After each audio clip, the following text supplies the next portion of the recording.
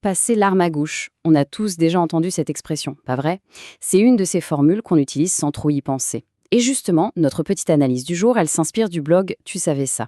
Un blog qui adore les infos, je cite, strictement inutiles et donc rigoureusement indispensables. Et celle-ci, c'est un cas d'école, une expression de tous les jours qui en fait cache une histoire assez incroyable, venue tout droit des champs de bataille. Bon, du coup, ça soulève plein de questions. Pourquoi une image pareille? Pourquoi passer l'arme à gauche? Pourquoi ce côté-là et pas un autre? Et puis, quel est le rapport entre une arme et la mort, finalement? C'est ce petit mystère qu'on va essayer de percer aujourd'hui. On la voit partout, vraiment. On pourrait lire une phrase comme ça. Un vieil acteur qui a passé l'arme à gauche dans n'importe quel journal, c'est dit comme ça, l'air de rien, comme si c'était la chose la plus normale du monde. Et pourtant, son origine, elle, est tout sauf banale. Ça vaut vraiment le coup de creuser un peu. Alors voilà, on y vient. Pour comprendre, il faut remonter le temps.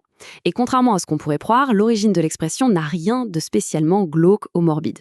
En fait, c'est super pratique, très concret, et ça nous vient tout droit de l'armée française du 19e siècle. Et oui, c'est ça la clé de tout. Passer les armes à gauche, ce n'était pas une métaphore au début. C'était un ordre, un vrai commandement militaire. Imaginez les soldats lors des parades ou des cérémonies. L'ordre tombait et qu'est-ce qu'ils faisaient? Eh bien, ils déplaçaient leur fusil de leur côté droit, le côté de l'action, du combat, vers leur côté gauche, tout simplement pour se mettre au repos. On peut visualiser le truc très facilement en fait. Étape 1, le soldat est en position de combat, fusil à droite, prêt à tirer. Étape 2, l'ordre est donné, le mouvement s'enclenche, le fusil bascule de l'autre côté. Et étape 3, voilà le soldat au repos, son arme est maintenant symboliquement hors service. C'est vraiment ce passage très physique de l'action à l'inaction totale. Et c'est là, bien sûr, que tout bascule. On passe du geste concret à la métaphore. Parce qu'un soldat qui passait l'arme à gauche pour de bon, de manière définitive, eh bien c'était un soldat qui ne se battrait plus jamais. C'était un soldat mort. D'un coup, ce simple geste de repos est devenu l'image de l'ultime repos. Mais alors, on pourrait se dire, ok, mais pourquoi la gauche? Et c'est là qu'on touche à quelque chose de plus profond que la simple histoire militaire. On entre dans le poids des symboles. Parce que non, le choix du côté gauche, ce n'est pas du tout, mais alors pas du tout, un hasard. En fait, dans notre culture, il y a une opposition très très ancienne entre la droite et la gauche. Pensez-y, le côté droit, c'est le côté de l'action, de la force, ce qui est droit, adroit, c'est la main qui agit. Et le côté gauche, eh bien, il a toujours eu une connotation un peu plus négative, la passivité, la faiblesse, l'inactivité. D'ailleurs, petit détail qui tue, le mot sinistre, ça vient du mot latin sinister qui voulait dire gauche, tout s'explique. Donc si on met les deux pièces du puzzle ensemble, ça devient limpide. On a d'un côté le geste militaire qui signifie l'arrêt de l'action, et de l'autre, tout ce poids symbolique négatif associé à la gauche. Passer à gauche, ça a fini par vouloir dire, métaphoriquement, quitter le monde des vivants, des actifs, pour basculer dans le monde des morts, des inactifs. D'accord, mais comment une expression de soldat a bien pu se retrouver dans la bouche de tout le monde? En fait, ça a été très vite.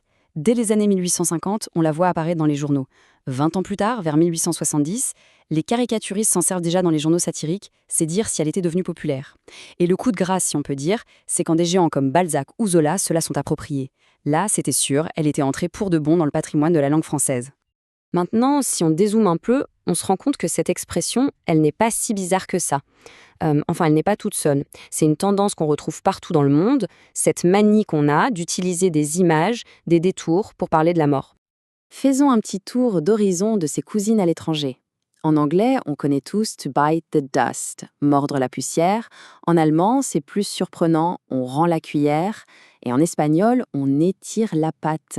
Chaque langue a trouvé sa propre image, sa propre poésie pour évoquer la fin sans la nommer directement.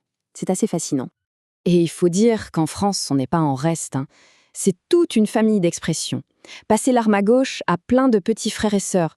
Casser sa pipe, rendre l'âme ou plus doucement, s'éteindre. C'est autant de manières de mettre un peu de distance, un peu de pudeur face à un sujet qui reste difficile.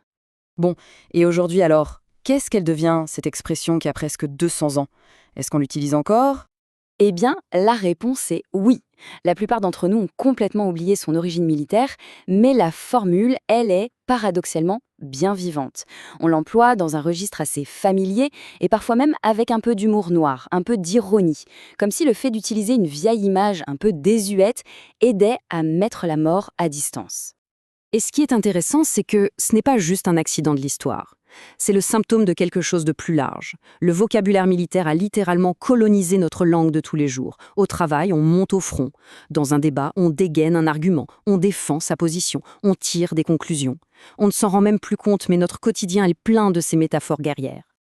Et ça nous laisse avec une dernière petite question pour la route. Quelles sont toutes ces autres métaphores guerrières qu'on utilise nous-mêmes tous les jours sans même y faire attention? C'est une bonne manière de réfléchir à la petite histoire qui se cache derrière chaque mot qu'on choisit d'employer.